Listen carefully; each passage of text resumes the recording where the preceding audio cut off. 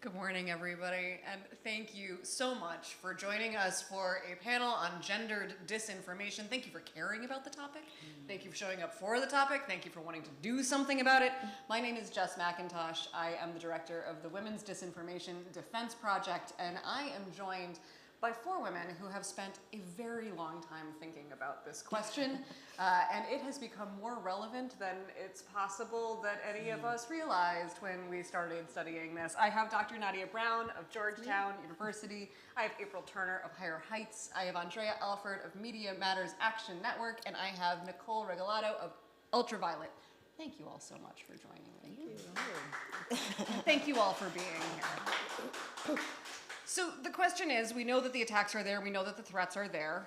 The question is, what do we do about it? How do we engage with it without making it worse? How do we do the right thing? How do we help the women that we know we want to help? And how do we not help the bad guys? So I'm gonna have us start with Andrea giving us a little bit of a lay of the landscape of what we're up against, considering that is what she studies all day, every day, deserving of hazard pay, as is probably everybody. Yes, everybody. Thank you so much for doing what you do, and please do educate us. Yes, hi everybody. Andrea Alford from Media Matters for America Action Network. At Media Matters, which is our sister organization, we monitor, track, and sometimes try to thwart mis and disinformation as it appears in the media industry and online. As that pertains to what we're seeing with Kamala, I want to start off with a quote from Malcolm X. The most disrespected person in America is the black woman. The most unprotected person in America is the black woman. The most neglected person in America is the black woman. When you have that type of understanding and you merge it in with the tropes that black women had to deal with for centuries, we are domineering, we are angry, we are aggressive. You create the perfect storm for dis and misinformation about us specifically to happen. Things that are against us stick to the wall because people have not taken the time to get to know us as people. We are known as a group. If one person is what they call a welfare queen, we're all welfare queens. If one person is the angry black woman, we're all angry black women. When you have that systemic type of words and meaning that has nothing to do with us, you have bad actors trying to kind of optimize that and use it against us and keep us in a place that unfortunately, again, we have been for centuries. So when it comes to VP Harris, this is what we're seeing in right-wing media spaces. Fox News and Newsmax, let's use this narrative of borders are. That became a phrase that everyone was using. Did you all know that came from right-wing media? Yes. Here's some stats. From July 21st, which is the day that Biden dropped out of the race, if you all can believe that, that was not that long ago, we looked at data for that first week. Fox News used borders are 60 times. Newsmax used it 69 times. And that narrative was picked up by the mainstream media, and now it's a part of our general conscious. And so many people forget that a lot of the things that you say has a creation point, and it's usually from right-wing media or the fringiest parts of the internet. Another thing that we are seeing from the first day of the DNC, again, I'm going back to Newsmax, because a lot of these narratives that right-wing media operatives and figures are trying to throw at the wall, so to speak, are not sticking. So they're going after us and calling us crazy cat ladies. Or, for instance, in Newsmax, they said that Kamala looked as though she was drunk because she was laughing too much. They made fun of joy and happiness, the words joy and happiness that were used at the DNC. They said that she looks like a crazy aunt that got into the sherry. Just crazy, weird stuff because everything else they tried to throw at us is not working. Remember when Michelle Obama was not running for office, right? What did they call her, a monkey? She has big muscles. And that stuck. There were memes about it that circulated throughout the media and online.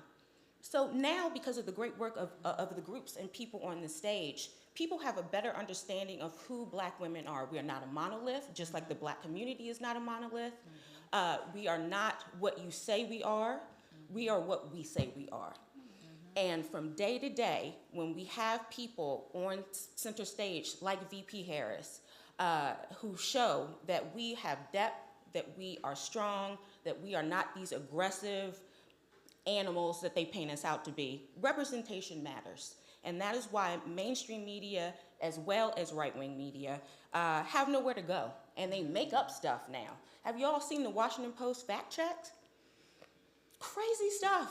Because there was nothing for them to fact check. They're fact checking minimal things like, well, Trump didn't say that. Trump did say that. Look at Media Matters website. Trump said it. But they're making something out of nothing because even for them, they have nothing to talk about. They don't want to talk about joy. They don't want to talk about happiness. They don't want to talk about the real things. So I want you all to see that it's not always right-wing media that is kind of driving the narrative around certain things. Mainstream media picks it up, whether they know it or not. Yeah. So we also, our friends at Drive Agency, looked at data where they were looking at social listening data where conversations around calling Kamala radical was taking place. And what they found is that there were heightened numbers around these conversations. And that is because right-wing media, and I hate to say right-wing media and put this all on right-wing media because we know this goes into mainstream media as well. It is how they attack a woman, a black woman, and paint her as a black radical. This is an intentional strategy. Wall said yesterday, people don't put together playbooks not to use them. This is a century-long playbook to keep black people, black women in a certain place. So, with that said, mainstream media and right-wing media are trying to race to define Kamala Harris because people, I've heard this in circles here, they don't really know her, which is a detriment to advocates. She has been the vice president for 4 years. How do you not know her? And so I will close by saying that black women have been given a different and impossible standard when it comes to being who they are, and it bleeds through how they are perceived in the media.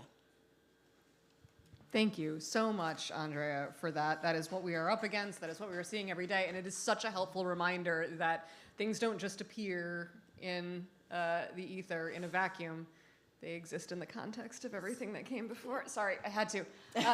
Nicole, UltraViolet is always trying to help people combat exactly what Andrea just laid out for us. So I wanted to ask you a little bit about the WDDP, the Women's Disinformation Defense Project, and how you all are helping people handle and navigate this incredibly thorny landscape that we find ourselves in 2024. Absolutely. So UltraViolet created the Women's Disinformation Defense Project Coalition in around 2019. And this is a coalition made up of over 40 organizations who are dedicated to combating gendered and racialized disinformation online and in the media. All the speakers here are part of the coalition, so we are deep here on the panel. But we've been doing this work for a very long time. In fact, this coalition worked together to combat the disinformation we saw being wielded against Harris when she was the vice presidential candidate. And we came together, we did all kinds of messaging guidance that was distributed to very trusted partners in the field. And, you know, we coordinated, I can talk about this. We coordinated independent expenditures, so organizations that were actually spending money on ads to try to inoculate and combat this disinformation in 2020. So as part of the WDDP, we're often asked to come into these conversations with some best practices and to talk a little bit about our approach. So our approach is threefold. We have researchers on our team, including Media Matters, Drive Agency, that really keep their thumb on the pulse of what the conversations, what the disinformation narratives are kind of emerging, either in the far right, weird corners of the internet, the right-wing media, And there's an approach here where if we understand where these narratives are originating from, that there's actually a window where we can inoculate people before they're exposed. So what I'll say is this is a lot of information, so I like to use acronyms when talking about our approach to combating disinformation. The acronym to remember is CPR. It's the way that we save the truth. So C is for counter messaging. This is when we're on defense and trying to debunk misinformation, lies that are already out there. CPR, I have my own acronym. Counter messaging, and then proactive messaging, which is when we're on offense. That is the positioning that we want to be in the majority of time. This includes saturating the field, saturating people's social media feeds with positive information, accurate information, but positive information that affirms, for example, VP Harris's merits, accomplishments, her record of serving the American people. This is what we want people to remember. And then finally, reporting. So, social media platforms have notoriously been resistant in strengthening their policies around disinformation. We actually were able to move conversations along back in 2020, and UltraViolet was able to expand TikTok's hate speech policy to include misogyny and dead naming, right? So we were in conversation with platforms. Part of the strategy there is using the platform's own policies to make sure that they're actually adhering to their own policies, right? So there are disinformation policies that exist on Meta. X is kind of beyond us at this point. Lex Luthor's takeover of X is just, it's a cesspool. TikTok, all of that, right? So they all have disinformation, hate speech policies. What we have done in the past is we've organized reporting storms. So this is something I'll pitch as like everyday people can do this, right? So as soon as you see kind of posts online that are clearly promoting disinformation and lies, 9 times out of 10, that post is in violation of that platform's own policy. And so UltraViolet organizes volunteers, we organize our partners to report these posts. We're seeing a little bit more of a resistance from platforms right now, meaning that we're reporting posts, but they're lagging and taking them down. But that doesn't mean we stop reporting them. We need to show that there is a record of disinformation being allowed to spread on platforms so we can keep the pressure up and make sure that that information gets taken down. So that's CPR, and that's what we do with our partner organizations as part of the coalition. That's what we do. We train grassroots organizers in doing in states on how to combat this type of these hateful lies. Thank you. Thank you for the work and for the explanation of it. I think the counter programming, and I want to bring this to April because I feel like there's often a misunderstanding among very well-intentioned people that the way to engage with, let's say, a post that you that you see is to debunk it. Right. Like I'm going to see this and this is clearly a lie, and so I'm going to retweet it and I'm going to add my little commentary about what a lie this is. So I haven't reported it at this point. I have sort of simply spread it to my people. So can you talk a little bit about what is a successful, effective way of thinking about counter-programming? Sure. Well, yes, definitely don't reshare it. That is spreading misinformation. And, we sometimes think we talk about right-wing media and bad actors, but we so often see this in our timelines from our friends, from our family, from people that we know. And it's frustrating. Yeah. And we know them, so we can talk to them and say, hey, that, in a nice way, people, might take offense sometimes, but what you're sharing is misinformation. So I definitely think approaching people and letting them know. Some of the things that we highlighted as far as we are all about no shot goes unfired, letting the companies know what they're putting out, especially in our mainstream media, that they shouldn't be doing that is bad information. So it's definitely a time, and I think Michelle Obama discussed this the other night, just about it's going to be a hard next 74 days. Right. And it's up to us to do something. You can't just see it and say, that's too bad. Like doing something and helping be part of the solution and helping stop it, we can all do that. And some things obviously work across all audiences, but is there anything for those who are specifically engaging with Black audiences that we should be thinking about? Well, it's interesting, and Andrea and I have been on tour this summer talking about this topic, and misinformation impacts all of us, but it impacts us all a little differently. And the Black community is particularly targeted, and it's something that we need to be aware of. My mother all the time, she's 78, bless her heart, and she's always like, is this true? I saw this, and I'm just like, wow, the things that are in her feed, I'm like, where do you get this stuff from? But she's a targeted audience. Yes. So I think just being very mindful of that, and I'm so happy that she asked me now, because it used to be like, I saw that, I'm like, Mom, that's not true. So definitely being aware of that we are a particularly vulnerable audience. People definitely, there's a concerted effort to suppress our votes. Yes. So at Higher Heights, we see it amongst our candidates, and we see it amongst obviously people that are sitting in office, but we also see a big target being Black voters, and just being aware that we're a target, and when you look at your feed, to understand that you're a target. So important. Nadia, I want to ask you about your work, because sometimes I feel like we're just telling people not to do stuff. We're telling people don't engage with it, don't retweet it, don't do that. It's always helpful to give people. I mean, the reason why they're doing it is because they want to help. Right. So let's direct that energy into a positive way that people can actually do something that really helps the people that they're worried about.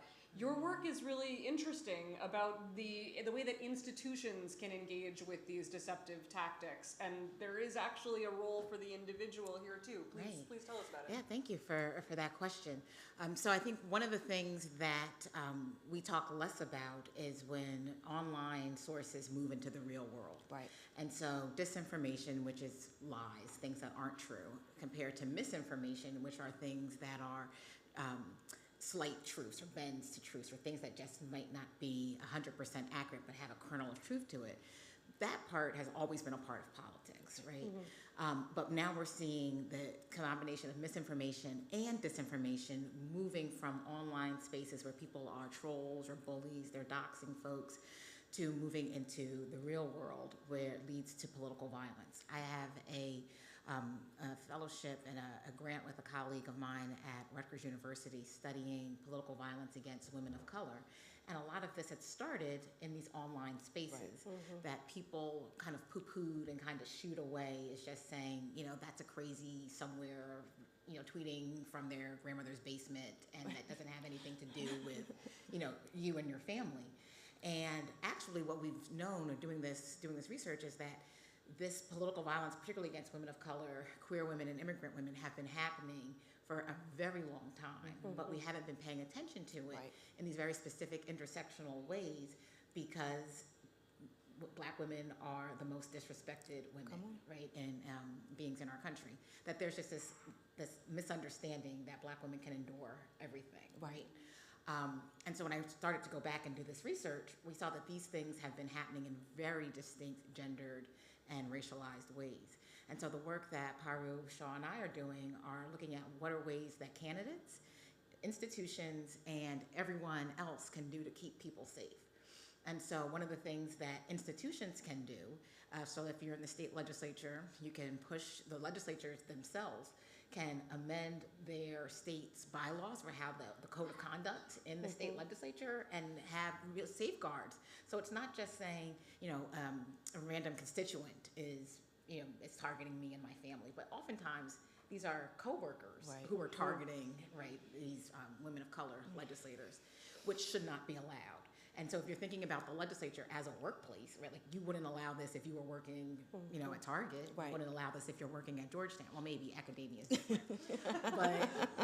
but you shouldn't allow this in the legislature, right? So that's one of the things. Another thing that we're pushing for is for the rules to be changed around campaign financing to allow candidates to use money that they've raised to hire private security. Yes.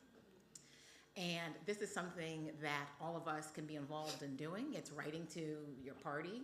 It's talking, showing up at decisions that are being made around how do we want to elect more women, we want to elect more people of color, more queer folks, people from disadvantaged backgrounds. Well, if you're fearing for your safety and you don't have the support to just reach out of your own pocket and hire private security, there needs to be mechanisms put in place to keep you safe, right? And some of that can come down from the DNC, right, or from your local party.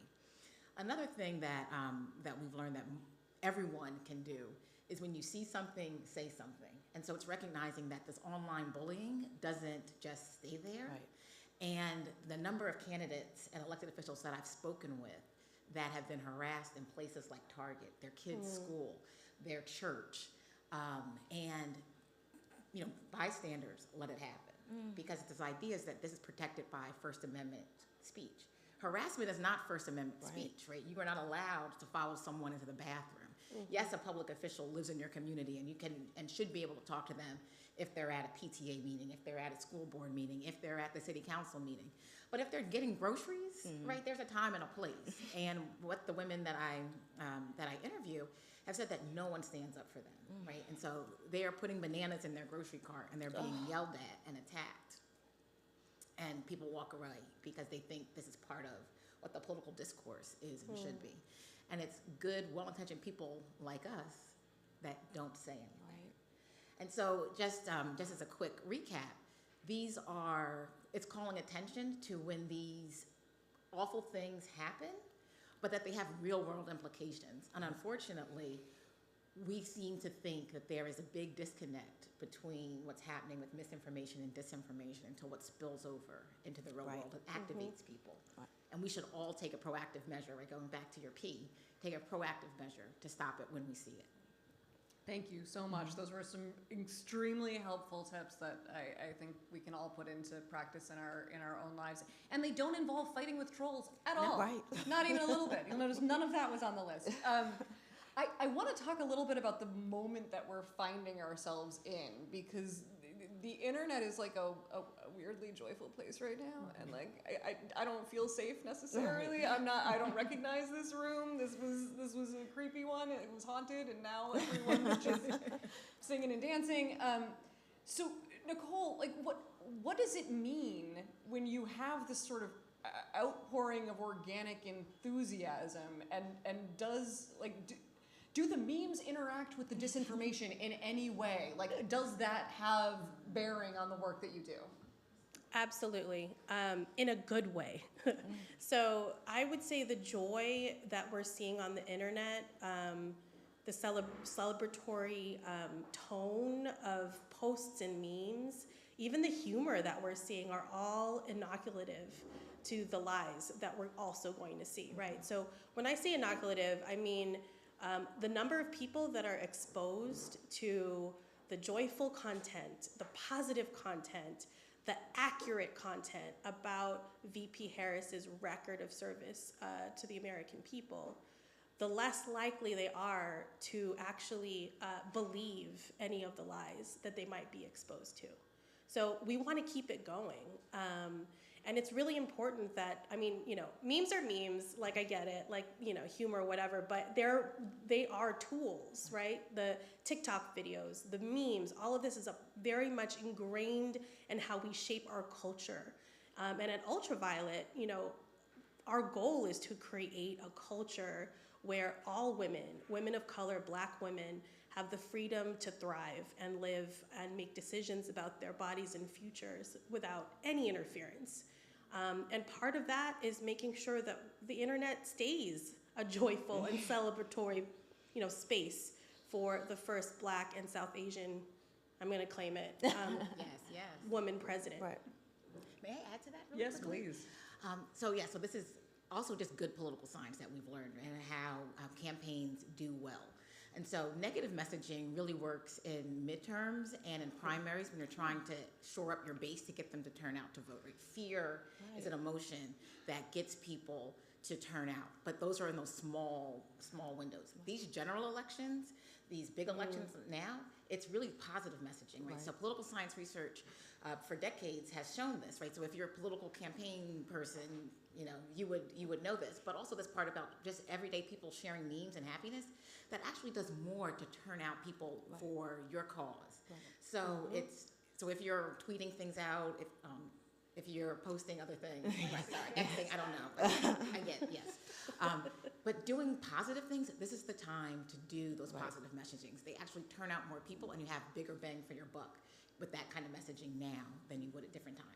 I think, yes, and it's so nice to get caught up in that and to feel that everybody, but I think that people don't actually realize that what they're doing by doing that is also combating disinformation. Right. Yeah. I learned from Andrea and from our friends at Drive that radical attack that they keep trying to, the best way to inoculate yourself against that is to make her relatable, is to talk about her, and that is exactly what these memes are doing. Is there anything else that you would like to add to the What we're seeing now too are the role of influencers in combating disinformation. Absolutely. And it's such an interesting thing to see that's new. We're seeing people real time, faster than we can write a letter to the editor or call a TV station. They themselves are saying, no, this right here is wrong. And that is powerful beyond belief because they have so much reach. So it's a neat thing to see. And it's a truth sandwich, which my colleague Julie likes to note when you're trying to combat mis and disinformation. You lead with the truth, you talk about the mis and disinformation, you end with the truth. And that's what a lot of these influencers are doing online. They'll tell you how ridiculous it is, but they'll always end with the truth. And this is how you talk to people online if you want to. Don't do it if you don't need to. You don't want to feed the trolls. Or how you talk to people one-on-one. Lead with the truth. Recite the mis and disinformation very quickly, and then end with the truth, and you'll see a bigger and better outcome. Yeah, I think it's the nuance of not repeating the disinformation, but also not ignoring the disinformation. It is okay, and in fact important, to tell people that these tactics are out there, and to warn people that they are likely to be exposed to things that are not true. Which is different than going down the rabbit hole of debating whether or not those things are true. And We're simply talking about the tactics and then how to. And I often tell people, I'm not trying to be right, I'm trying to make sure you don't do wrong. And that shuts them down immediately. And when you have that type of notion in vernacular, this kind of going back and forth with people kind of ends and stops. So I completely agree with you. Please. Yeah, and the other thing that's important to remember is like when we are attempting to have a conversation with someone that might be inadvertently like repeating disinformation, something harmful, it's more effective to actually talk to them about what the piece of information is meant to say, not what it actually says, right? Because it's the undergirding meaning of the disinformation that we're concerned about. And the theme in what we've seen in our tracking and monitoring so far about the conversations online about VP Harris is this theme of othering. Yes. That is what they are trying to do. They want to other her.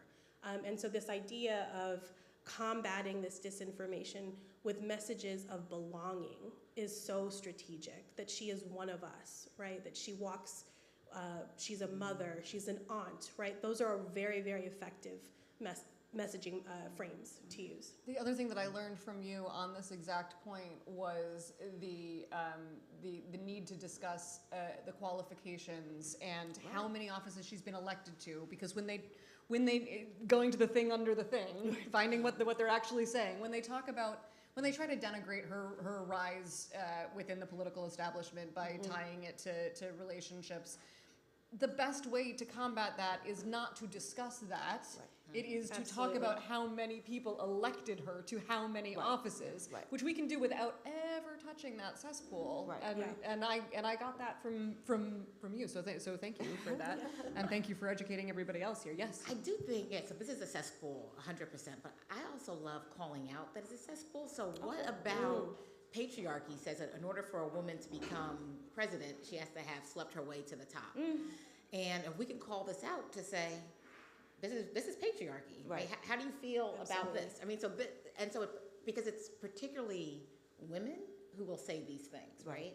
And so no one wants to talk about the role that white heteropatriarchy has until it suits them and their Right, needs, right? right. And so talking to particularly Republican women, the coveted white suburban woman voter, right?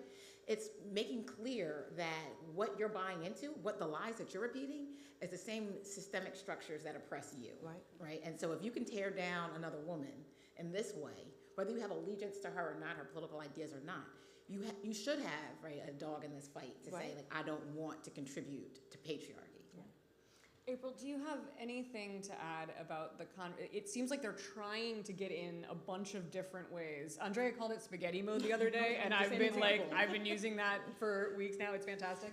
But but from the DEI hire to talk a little bit about the qualifications and the accomplishments and how and why we should lead with that. That's exactly what it is, and Andrea does call it. The last 4 weeks, they have been throwing spaghetti against the wall to see what sticks. And they've tried everything, and so thankfully the joy is rising to the top, but she has experienced this since she's been in office, but obviously, and again, going back to Michelle Obama, it's going to get worse over the next 74 days. Get ready for the fight.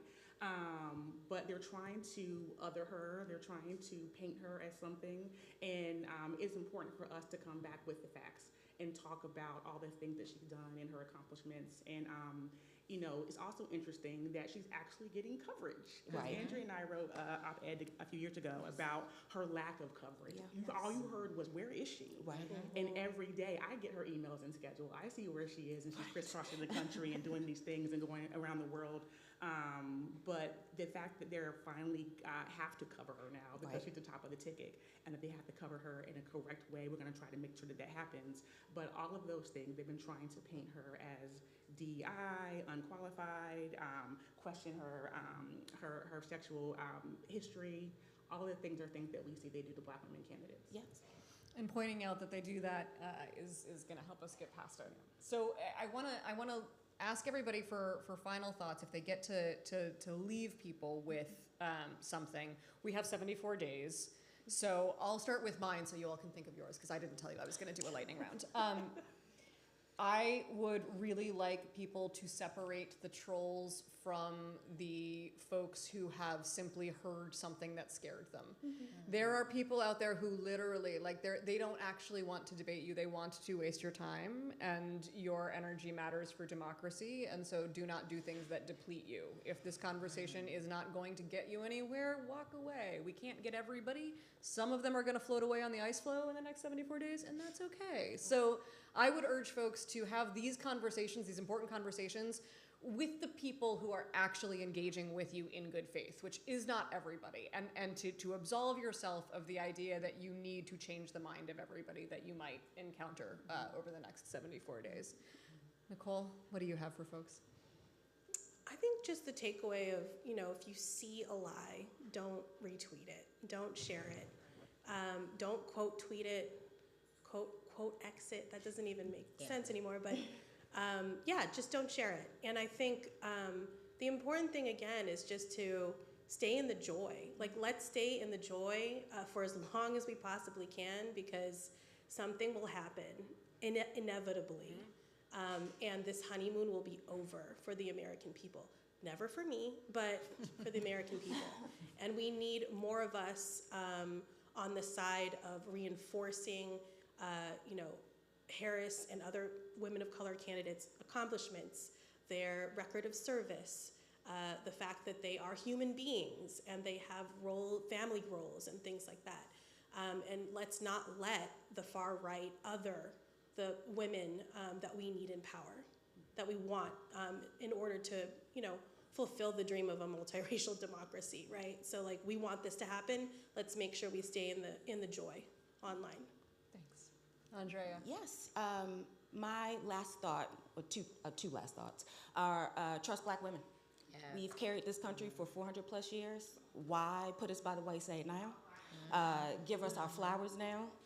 Give us our flowers tomorrow. Give us our flowers next year, next week, all of the time. What I want the media to do is to hear that and see that and create a new style guide on how they cover Black women. They don't know how to talk about us. They don't know how to talk about Black or brown women. Get to it. Get this cultural competency in your blood so that you are not disinforming your audience. Right. And I was about to cuss, but there's a baby here. And, violate and defile us as people. So yeah. Thank you. Thank you. April. I think my two thoughts involve a same theme, and it's putting our discernment hat and having trusted resources that you go to for your media. Absolutely. To diversify your media. Yes. When I talk to my students, they only look at their social feed for news. Right. Yes. That is scary. That is true. So to think about, and I know we all in here think, I know misinformation when I see it. These videos, this Yes. audio, we're a second away from not being able to discern that it's fake or not. Yes. So to really check what you're looking at, so you can help other people be able to discern what's real and what's not. That's so important. Yes. Right. Dr. Brown. It's about relationships. Politics cannot be transactional. Politics as the status quo never works for underprivileged, under-resourced communities. And so if we want Kamala Harris to be president, if we want to see a future in what she's painting, it means that it starts with us. So it's us going and talking to people that trust us, and then we trust in giving them correct information. And it's not disappearing after November 5th and then showing up again, right, the next election cycle. Right. And it's on us to also push candidates and to push political parties to remember us, not just when they're coming and asking for our vote. And so I love our forever First Lady, but it did bother me, right, when she was like, take that foolishness off and we have work to do. But it's like, no, we need to always be in communication. Yes. Don't show up when you're asking for my vote. Yes. And our communities are smart, they're intelligent, and we need to show up and treat them as such. But it starts with giving them the respect and recognizing that you just can't come in and tell someone something and then disappear for 4 years. And just know if these things are bothering you, there are organizations, there are people that are working to combat it all the time in the space of permanent infrastructure. The Women's Disinformation Defense Project will be here. Yes. This will hopefully not be the first time that we have to deal with a nominee who is a Black woman, and we will learn so much this time that will make it easier next time. I want to say thank you so much to my panelists, to Dr. Nadia Brown, to April Turner, Higher Heights. Also, thank you, Higher Heights, for this incredible space. Andrea Alford at Media Matters Action Network, and Nicole Regalado at UltraViolet. Thank you all so much. Thank you. Thank you. Y'all want to stand? Wait. Oh, what, you, We'll do both. I was like, what is?